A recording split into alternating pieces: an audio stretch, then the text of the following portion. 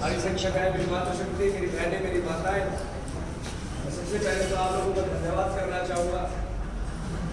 आज मेरे माता पिता स्वर्ग में है, लेकिन जिस संख्या में मेरे बुजुर्ग आए, मेरी माताएं आई, आज उनकी कभी महसूस नहीं है।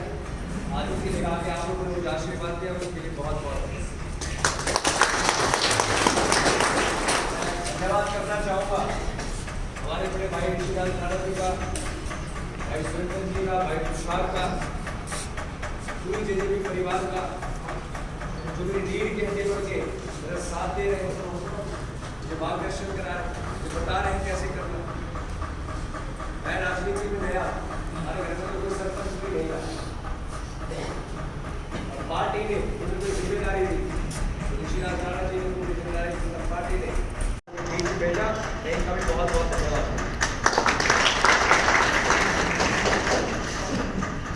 हमारी संख्या में युवा साथी आए, तो दो चार बातें कहूँगा, बड़ी ध्यान से सुनाइए आप लोगों के लिए।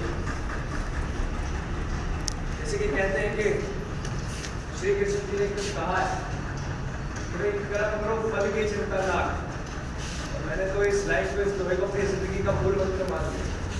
लेकिन मैं कहना चाहूँगा, जितने भी हमारे बड़े बुजुर्ग, ये तो कर्म प्रधान लोग, संघर्ष करने में, मेहनत करने में विश्वास रखते हैं। मेरे युवा साथियों, आज जो अच्छे कपड़े पहन रहे हैं, अच्छी गाड़ियों में घूम रहे हैं, अच्छी शिक्षा प्राप्त करते हैं, अच्छे घरों में है, अच्छे एसी के अंदर ठंडी हवा ले रहे हैं, वो सब इनकी भरी दोपहरी के अंदर किया हुआ मेहनत का फल है। भरी दोपहरी के अंदर जिन्होंने किसानी करी, हल चलाए, मिलों दूर साइकिलों में जाके उन्होंने नौकरियां करी, उसी के कारण आज हम अच्छा जीवन व्यतीत कर रहे हैं। बताना चाहूंगा, अगर हम सरकार के ऊपर निर्भर होते तो आज एक बार सोच के देखो कि हमें सरकारी स्कूल में पढ़ना पड़े, हमें सरकारी अस्पतालों में इलाज कराना पड़े, तो आप लोग सोच सकते हैं कि हमारी कैसे जिंदगी। मैं तो कहूंगा कि एक बार हमारे जितने भी बड़े बुजुर्ग बैठे हैं, हमारी माताएं बहनें बैठी हैं, हमारी दादी बैठी हैं, जिन्होंने अपना पूरा जीवन निकाल दिया हमारा जीवन सुंदर बनाने के लिए, हमें अच्छा जीवन देने के लिए, एक बार इनके लिए तालियां।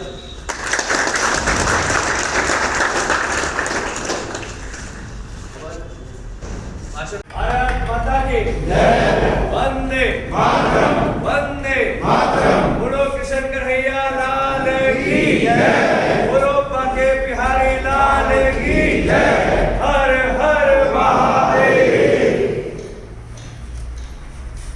जैसे कि आप सब लोग के लिए भेज सकते हैं कि आप लोगों से पूछना तो जवाब जरूर देते हैं। क्या आज मेरे युवा साथी सरकारी स्कूलों में पढ़ सकते हैं? मतलब यहाँ रास्ते में बसे ही में एक बार जाना पड़ गया। और आज गांव के अंदर एक नई चीज देखने को मिल रही है कि हर गांव के चौक चौराहे के ऊपर कूड़ा डाला जा रहा है, बड़े बड़े कूड़े के पहाड़ लगाए जा रहे हैं, और कई जगहों में आग लगा के छोड़ देते हैं, जिससे प्रदूषित धुआं आ रहा है, जिससे बड़ी बड़ी बीमारियां हो रही है, अस्थमा तक होने लग रहा है। मैं आप लोगों को बताना चाहूंगा, अगर किसी के अस्थमा की बीमारी हो, कैंसर जैसी बीमारी हो रही है, तो उसका कारण सिर्फ ये कूड़ा है। आज सरकारी अस्पतालों के हालात आप लोगों को पता है क्या? टूटी फूटी बिल्डिंग है, जिनमें डॉक्टर नहीं है, देने को दवाइयां नहीं, स्विच ऑफ, चेक करने को कोई लैब नहीं। मैं आज आप लोगों को ये इसलिए गिरवा रहा हूँ क्योंकि इन पे शायद ही कोई बात करेगा, शायद कोई नेता ये गिरवाता होगा, वो आएंगे, बड़ी बड़ी योजना बताएंगे, मेट्रो लाएंगे, हम फ्लाईओवर बनवाएंगे, हम युवाओं के लिए रोजगार लाएंगे। लेकिन मैं पूछना चाहता हूँ, जो 20 साल से 36 बिरादरी ने, हर वर्ग ने, हर कौम ने, पूरे समाज ने मिलकर जिस नेता को राजा बना के रखा है, वो राजगद्दी दे के रखी है, चाहे वो कांग्रेस में रहे हो, चाहे वो बीजेपी में रहे हो, उनको आशीर्वाद दे के रखा, उसके बदले में उन्होंने में क्या दिया? एक बार मेरे युवा साथी सोशल मीडिया के माध्यम से चेक कर लेना, जाके देख रहे हो जिस मिनिस्ट्री में रहे, उस मिनिस्ट्री के 5 काम गिरवाने के होने में 5 सुविधाएं दी, 5 बड़ी कोई सौगात मिला के दी, घोषणाएं करी है उन्होंने से, बड़ी बड़ी यूनिवर्सिटीज की घोषणा है, और जितनी की है, जैसे आज गुड़गांव यूनिवर्सिटी है, आज कानूला गांव के अंदर 50 एकड़ में शिक्षा के लिए जो सेक्टर 67 500 एकड़ के अंदर अनाउंस हुई थी 2012 में, उसका बजट था 400 करोड़, आज उसका बजट हो गया 800 करोड़। नुकसान किसका हुआ? ऐसे में गिरवाने लगूंगा तो बहुत सी योजनाएं जो उन्होंने अनाउंस करी, डिफेंस मिनिस्टर होते हुए डिफेंस यूनिवर्सिटी की अनाउंसमेंट हुई थी, जिसमें इसमें आज खाली पत्थर ही खेड़ की माजरा के अंदर शीतला में आया हूँ कि उनके ऊपर बदलाव लाना है, एकजुट होना है, अपने हक के लिए आवाज उठानी। आज हमारी बहन बेटियां हैं, आज इन्हें शहर में भेजना पड़ता है पढ़ने के लिए, भेजना पड़ता है कि दिल्ली यूनिवर्सिटी में भेजना पड़ता है, और किसी कारण घंटा डेढ़ घंटा ये लेट हो जाए तो पूरे परिवार के हाथ पैर टूट जाते हैं कि वो सुरक्षित है। ऐसा है कि नहीं? मेरी आप लोगों से विनती है, एक बार मुझे ताकत दे, मेरा हौसला बढ़ाए। हार जीत ऊपर वाले के हाथ में है, लेकिन मैं विश्वास दिलाता हूँ अगर इस बदलाव की लड़ाई में आप लोग जुड़े तो नेताओं को अब की बार ये जरूर महसूस हो जाएगा कि हमें अपना हक का पता लग गया है और अधिकार के लिए हम लड़ाई लड़ रहे हैं। और अब की बार जो भी नेता समर्थन पाएगा, चाहे कोई भी हो, उसे ये जरूर पता होगा कि इस समर्थन काम करने के लिए मिला है, हमारे सुख दुख में रहने के लिए मिला है, हमारे बीच में रहने के लिए मिला, तो यहाँ से भागेगी नहीं, गुमशुदा नहीं। मैं आप लोगों को एक बात बताना चाहूँगा, जो आज हमारे स्कूल है, आज हमारी आम सुविधाएं हैं, जैसे कि हमारे गांव की गली है, आज हमारे गांव में पूरे डाले जाते हैं, गांव की सड़कें हैं, गांव के सीवर हैं, इनके लिए तो एक आम बजट देती 5 करोड़ तो एक सांसद को दिए जाते हैं कि भाई जाके साल के तो खर्च अपने लोकसभा में लगा। अब मैंने ये मुद्दा उठाया कि कहने लगे ये कोई सांसद का काम थोड़ी है, ये तो नगर निगम का काम है, विधायक का काम है। मैं पूछना चाहूँगा, लेकिन किसी में भी काम नहीं है, सिर्फ घोषणाएं हुई, उनमें हम ज्यादा से ज्यादा मेहनत करके जल्दी से जल्दी बनवाने का काम करेंगे।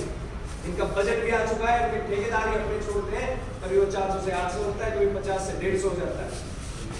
मैं कहना चाहूंगा सिर्फ एक खाने का तरीका उन्होंने बना लिया, ये कहते हैं भ्रष्टाचार नहीं करते, हम अपने सारे चिट्ठे निकाल लिए। बताना चाहूंगा बहुत जल्दी आप लोगों के सामने रखने वाला। आज जो अस्पतालों की हालत, ऐसे इलाके हैं जो बेचारे जमीन बेच के इलाज कराते हैं, अपनों को तो कोई भी रोड पे नहीं सो सकता, सरकारी सुविधा में दे नहीं सकता। लेकिन मैं विश्वास दिलाता हूँ अगर हमारे पास ये ताकत आती है तो ऐसे सरकारी अस्पतालों में जिनमें अच्छे डॉक्टर भी होंगे, अच्छी दवाइयाँ भी होंगी, अच्छा इलाज भी होगा। और कहना चाहता हूँ कि जो आज लैब ब्लड की चाहे कोई टेस्ट कराना वो भी नहीं, नहीं ईसीजी, सारी वो सुविधाएं होंगी, कम खर्च के अंदर अच्छा इलाज करा। आज जो आप लोगों ने जिस जोश से मेरा स्वागत किया, मेरा हौसला बढ़ाया, मुझे आशीर्वाद देने आए, अगर आप लोगों ने मुझे मजबूत किया और देश की सबसे बड़ी पंचायत तक पहुंचाया, तो मैं कहना चाहूंगा जो हमारे 100 करोड़ वापस गए हैं, आप लोगों की आवाज इतनी मजबूती से रखूंगा कि देश की सबसे बड़ी पंचायत में से 100 करोड़ के 1000 करोड़ बना के लाकर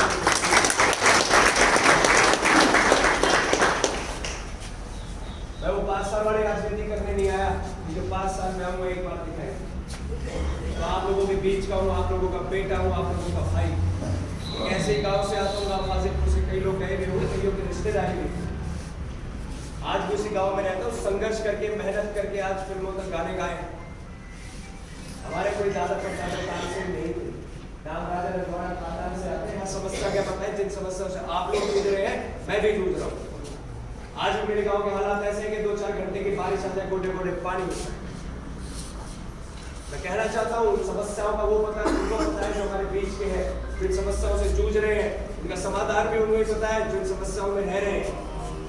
आज हमारे जो राजा साहब हैं वो तो सोने की चम्मच लेके पैदा हुए, उन्हें क्या पता कि सरकारी स्कूल के हालात क्या है, अस्पतालों में क्या है, गाँव में कितना पानी भर रहा है।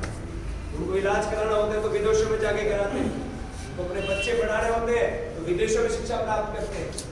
अगर उन्हें रोड पे घूमना होता है तो वो दिल्ली के आलिशान और स्विट्जरलैंड के आलिशान रोड पे घूमते हैं, क्योंकि उनके पास समय नहीं है। मैं हमारा गुड़गांव दुबई जैसा दिख रहा है, लेकिन अगर हम दिमाग लगाएं, एक बार दिमाग से सोचे कि वो दुबई जैसा बनाया किसने है,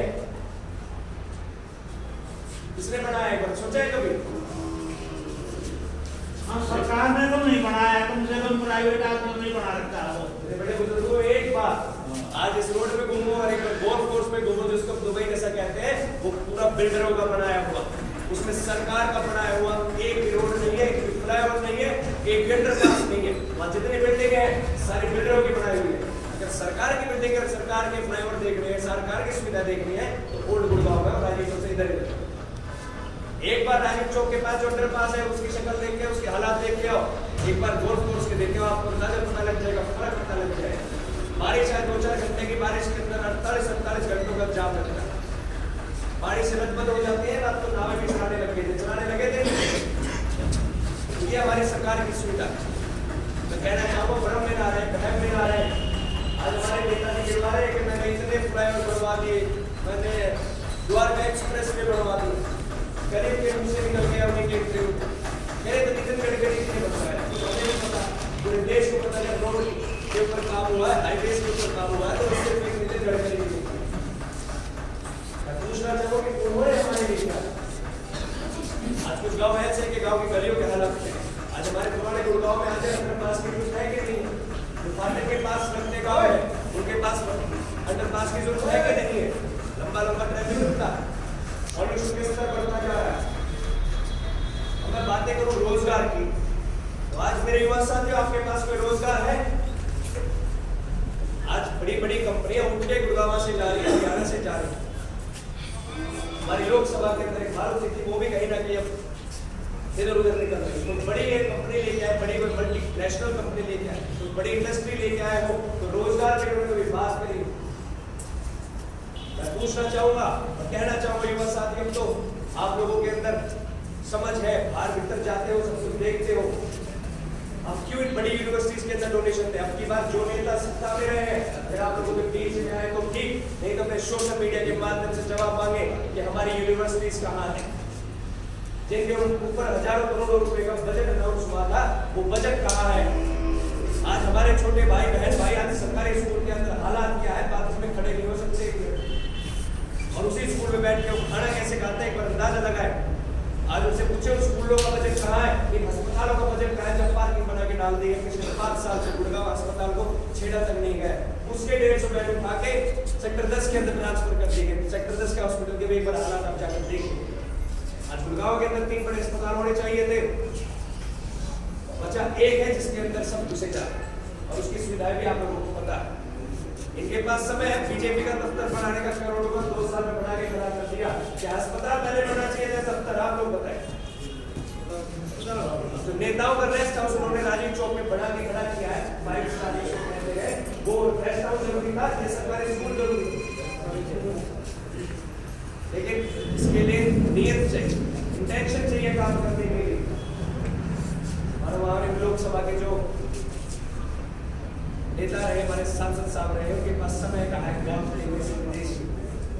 मैं तो उनसे भी कहना चाहूंगा अगर वो मेरी बात सुने, सोशल मीडिया के माध्यम से आजकल सुन तो रहे, उनके कानों में जा तो रही है मेरी आवाज, लेकिन मैं फिर कहता हूँ अगर उनके पास समय हो, गोल्फ खेलने से विदेश में घूमने से, तो उस आलिशान महल में एक बार अकेले में बैठे और अपनी अंतरात्मा से पूछे कि जो गुड़गांव के जनता ने, गुड़गांव लोकसभा के लोगों ने उनके ऊपर विश्वास जताया, उन्हें जिता के भेजा, इसके बदले को उन्होंने किया।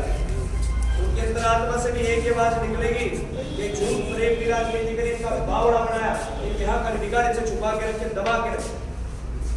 तो ये आप लोगों से विनती है, मैं यहाँ पे ज्यादा चुनावी बातें नहीं कर रहा, मैं ये नहीं कह रहा कि आप लोग मेरी ही हो, आप वोट अपने बेटे की दे जो आप लोगों के हक के लिए खड़ा हो सकता है, ना कि उस राजा की दे जो हमारे हक को दबाने की बात करता है।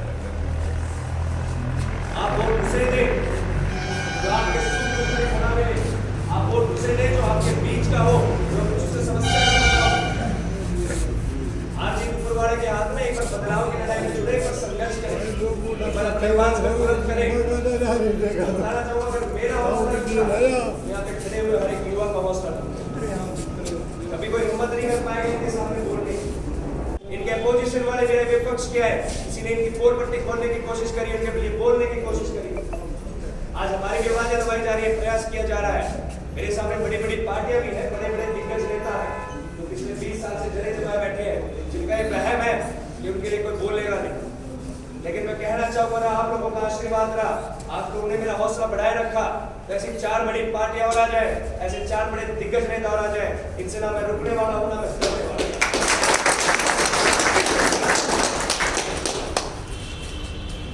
माताएं बहनें बैठी हैं, तो कहना चाहूंगा बड़े बुजुर्ग भी बैठे हैं। आजकल बड़ा होता है कि तो मोदी बीजेपी, मैं तो पूछना चाहूंगा आप लोगों से भी कि आज तक मोदी आपके गांव में आया, मोदी आपके गुड़गांव में आके गलियों में घूमा, मोदी आता है तो वो सारे रोड बना दिए जाते हैं जिस रूट से उन्होंने आना है, वो कभी गांव में नहीं है, तो उनको नहीं पता कि सरकारी अस्पताल उनका होता है। उनको नहीं पता कि यूनिवर्सिटीज खाली गई है, उनको नहीं पता कि सरकारी स्कूल नहीं है, उनको नहीं पता कि यहाँ के युवाओं के पास रोजगार नहीं है। पता होगा तो आपके सांसद को पता होगा जो आपकी आवाज बुलंद करेगा। मैं तो कहना चाहूंगा 20 साल में हमने इस सांसद को 1 मिनट की स्पीच ला के सुना दे जो पार्लियामेंट में बोली हो, जो हमारे हक के लिए बोली, जो हमारे हक की आवाज नहीं उठा सकता, हमारे लिए बोल नहीं सकता, ऐसे दूसरे सांसद का करेंगे। वो कहते हैं कि मैंने कोई सरकारी सुविधाओं का कोई फायदा नहीं। मैं कहना चाहूंगा कि आप ना उठाए, हमारी सुविधाएं तो देखिए, हमें किस तरह की जैसे जिंदगी दी। आपने तो वैसे भी स्विट्जरलैंड पेरिस में रहना, हमें तो गाँव के अंदर रहना है, हम तो गाँव नहीं छोड़ सकते, हम इतने धनवान नहीं। मेरी तो आप लोगों से विनती है, आपकी बात सोच समझ के वोट करनी। आपकी बार ये वहम ना करें कि आप तो बीजेपी को मोदी को कर रहे हैं, रंजीत को नहीं जानते। वो आप डायरेक्टली जिता रहे उसी को रहे जो आपके लिए काम नहीं कर रहा। इस लोकसभा के अंदर एक ऐसा युवक चाहिए जिसके अंदर जज्बा हो काम करने। और मेरे युवा साथी, आप तो गाड़ी घोड़ा खरीदते हो, और मेरे बड़े बुजुर्ग तो पहले आज भी गाय भैंस खरीदते हैं, जाते हैं तो गाय भैंस में गाय खरीदने से पहले कुत्ता तक छोड़ के घुमा के देखा ठीक है कि नहीं समझ कर दूध दाल गाय दाल से पहले नहीं करता। गाड़ी लेनी पड़ेगी तो बॉर्डर में कोशिश करते हैं ज्यादा दूर करो, आसपास का ही 1-2 साल पुरानी होता है कि नहीं होता। आप लोगों के हाथ में एक तो बीजेपी ने भेजी है 75 साल की मॉडल 75 मॉडल गाड़ी, एक कांग्रेस ने भेजी 71 मॉडल गाड़ी, और आप लोगों के बीच में आपका भाई 30 साल का युवा छोड़ा खड़ा है पूरे जज्बे के साथ जो भाग भाग के काम करेगा। दोनों गाड़ियों को नहीं पता, राजीव चौक को देना उसे खड़खड़ करके बंद हो जाएगी।